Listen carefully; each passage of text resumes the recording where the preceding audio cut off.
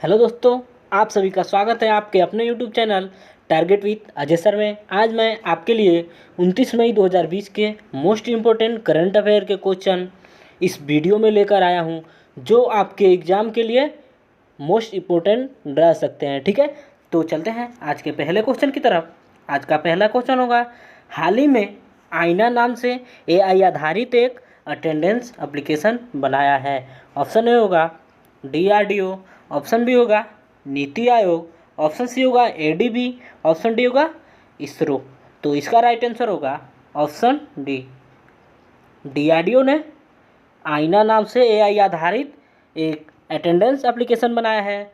तो आइए, यह एप्लीकेशन इंसानी चेहरे को सीसीटीवी कैमरे की मदद से स्कैन करके अटेंडेंस लगाएगा। ठीक है, तो आइए जानते हैं एआई के बारे में।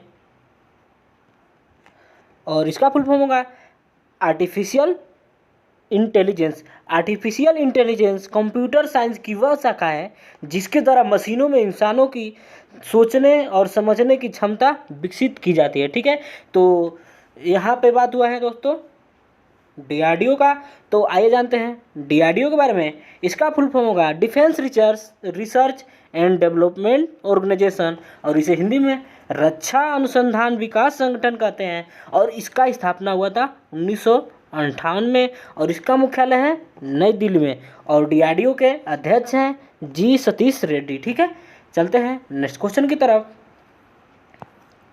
सेकेंड क्वेश्चन होगा, हाल ही में किसने नैन्सी ग्रेस रोमन नाम से अपने नए टेलीस्कोप का नाम रखा है। ऑप्शन ए होगा नासा, ऑप्शन बी होगा डीआरडीओ, ऑप्शन सी होगा विश्व बैंक, ऑप्शन डी होगा एडीबी। तो इसका राइट आंसर होगा ऑप्शन ए। नासा ने नैन्सी ग्रेस रोमन नाम से अपने नए टेलीस्कोप का नाम रखा है। और इस नए नाम वाले Nancy grace Roman space telescope से दूर के ग्रहों की तलाश और खगोलीय रहस्यों पर शोध करने की मदद मिलेगी। ठीक है, तो यहाँ पे बात हुआ है दोस्तों नासा का। तो आइए जानते हैं नासा के बारे में। नासा अमेरिका की स्पेस एजेंसी है, और इसका फुल फॉर्म होगा national aeronautics and space administration. ठीक है, और इसका स्थापना 29 जुलाई 1958 को हुआ था। और इसका मुख्यालय है, नासा का मुख्यालय है वाशिंगटन डीसी में। और इसका मोटो है for the benefit of all. और नासा के अध्यक्ष हैं जिम ब्रिडेनस्टाइन। ठीक है, चलते हैं नेक्स्ट क्वेश्चन की तरफ। तीसरा क्वेश्चन होगा, हिल इंडिया लिमिटेड किस देश को टिड्डियों के प्रकोप से निपटने के लिए 25 टन कीटनाशक की आपूर्ति करेगा। ऑप्शन होगा यमन, ऑप्शन बी होगा नाइजर, ऑप्शन सी होगा माली, ऑप्शन डी होगा ईरान। तो इसका राइट आंसर होगा ऑप्शन डी। ईरान ने हिल इंडिया लिमिटेड ने ईरान को 25 टन कीटनाशक आपूर्ति करेगा। ठीक है, और हिल इंडिया लिमिटेड यह रसायन और उर्वरक मंत्रालय के अंतर्गत काम करता है। ठीक है, चलते हैं नेक्स्ट क्वेश्चन की तरफ। चौथा क्वेश्चन होगा, हाल ही में किस राज्य सरकार ने सौर बाढ़ खेत संरक्षण कार्यक्रम शुरू किया है। ऑप्शन होगा कर्नाटक, ऑप्शन बी होगा महाराष्ट्र, ऑप्शन सी होगा तमिलनाडु, ऑप्शन डी होगा राजस्थान। तो फटाफट कीजिए दोस्तों इसका राइट आंसर। और इसका राइट आंसर होगा ऑप्शन सी, तमिलनाडु राज्य सरकार ने सौर बाढ़ खेत संरक्षण कार्यक्रम शुरू किया है। ठीक है, और इस कार्यक्रम का उद्देश्य राज्य में किसानों की खेती को जानवरों से बचाना है। ठीक है, चलते हैं नेक्स्ट क्वेश्चन की तरफ। पांचवा क्वेश्चन होगा, किस सड़क संगठन द्वारा निर्मित 400 मीटर लंबी चंबा सुरंग का उद्घाटन किसने किया। ऑप्शन होगा स्मृति ईरानी, ऑप्शन बी होगा अमित शाह, ऑप्शन सी होगा पीयूष गोयल, ऑप्शन सी होगा पीयूष गोयल, ऑप्शन डी होगा नितिन गडकरी। ठीक है, तो फटाफट कीजिए इसका राइट आंसर।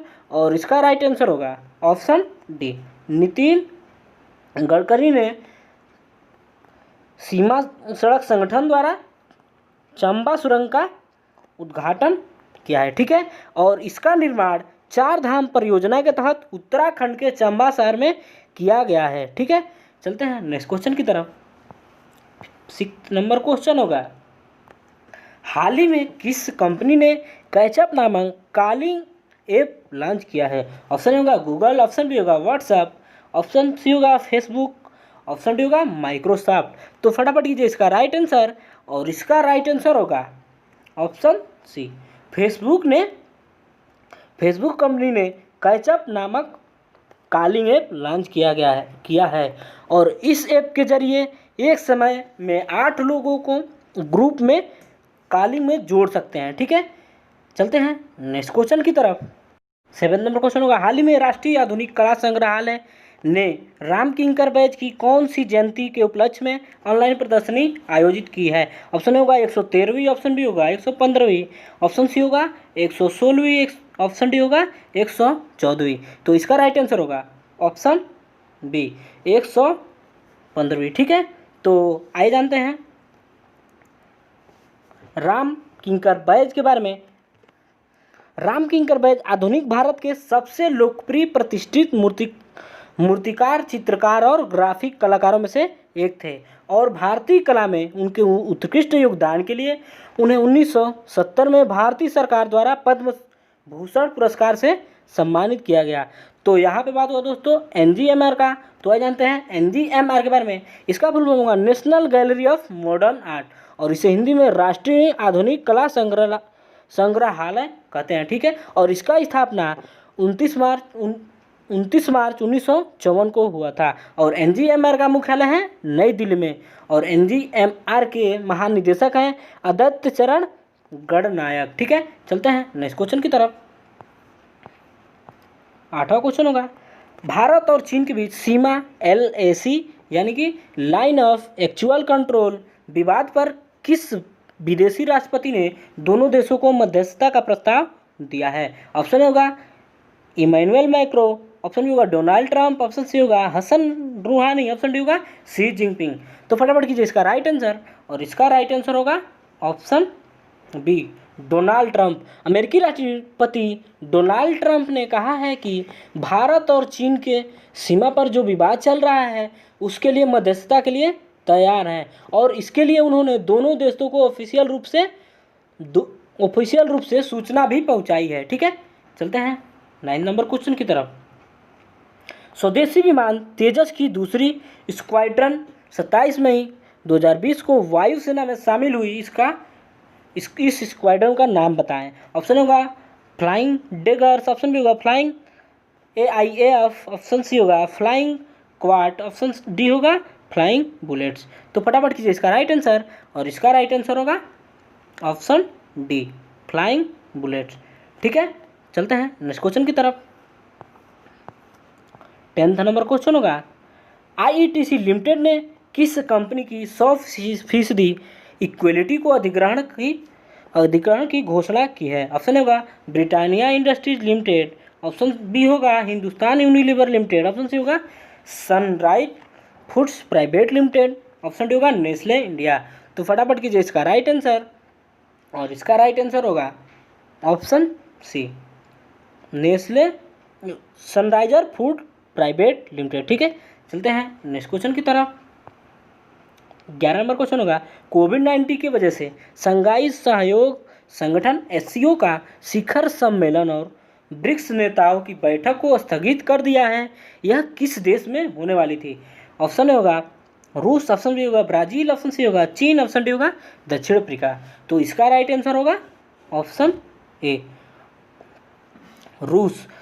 शंघाई सहयोग संगठन और शिखर सम्मेलन ब्रिक्स नेताओं का बैठक जो स्थगित कर दिया गया है, यह रूस में होने वाला था और 21 से 23 जुलाई के बीच होने वाली थी, और SCO का प्रेसिडेंट इस वक्त रूस है। ठीक है, और ब्रिक्स का भी चेयरमैनशिप रूस के पास ही है। ठीक है, चलते हैं नेक्स्ट क्वेश्चन की तरफ। 12 नंबर क्वेश्चन होगा, देश भर में फंसे प्रवासी मजदूरों की समस्या और उन पर आए विपत्ति को लेकर किस अदालत ने खुद संज्ञान लिया है और केंद्र व राज्य को नोटिस भेजा है? ऑप्शन होगा सुप्रीम कोर्ट, ऑप्शन बी होगा Allahabad High Court, option b होगा Patna High Court, option d होगा बम्बई हाई कोर्ट। तो फटाफट कीजिए इसका राइट आंसर, और इसका राइट आंसर होगा ऑप्शन ए। सुप्रीम कोर्ट ने देश भर में फंसे प्रवासी मजदूरों को के समस्या और उन पर आई विपत्ति को लेकर अदालत ने संज्ञान लिया और केंद्र और राज्यों को नोटिस भेजा है। ठीक है, और इस मामले पर सुनाई 26 मई को हुई थी। ठीक है, चलते हैं नेक्स्ट क्वेश्चन की तरफ। 13 नंबर क्वेश्चन होगा, श्यामलाजी भावे का निधन मई 2020 में हो गया, वो किस क्षेत्र के लिए जानी जाती थी? ऑप्शन ए होगा लेखक, ऑप्शन बी होगा शास्त्रीय संगीत, ऑप्शन सी होगा साहित्यकार, ऑप्शन डी होगा चित्रकारी।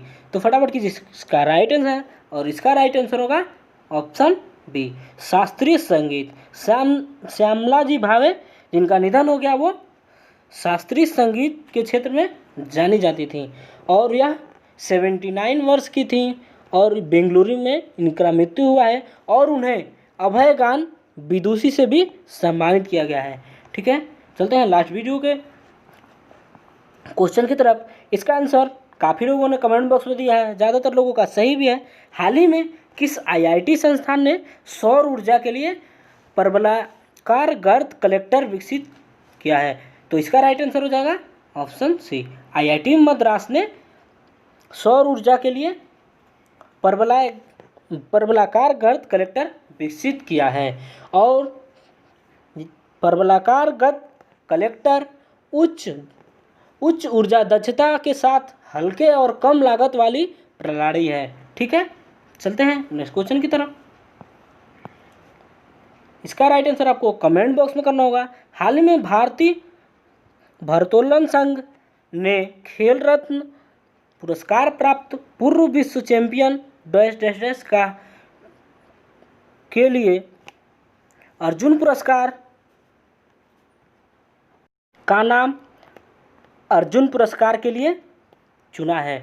ऑप्शन होगा विराट कोहली, ऑप्शन बी होगा मीराबाई चानू, ऑप्शन सी होगा साइना नेहवाल, ऑप्शन डी होगा इनमें से कोई नहीं। तो इसका राइट आंसर आपको कमेंट बॉक्स में करना है। आशा करते हैं कि आपको वीडियो अच्छा लगा होगा। यदि आपको वीडियो अच्छा लगा है तो वीडियो को लाइक करें और कमेंट बॉक्स में बताएं कि आपको वीडियो कैसा लगा है। आप सभी दोस्तों से रिक्वेस्ट है कि यदि आपने हमारे चैनल को सब्सक्राइब नहीं किया है तो प्लीज़ सब्सक्राइब करें, दोस्तों में ज़्यादा से ज़्यादा शेयर करें और वीडियो के अंत तक हमेशा बने रहें। Thank you for watching, have a good day.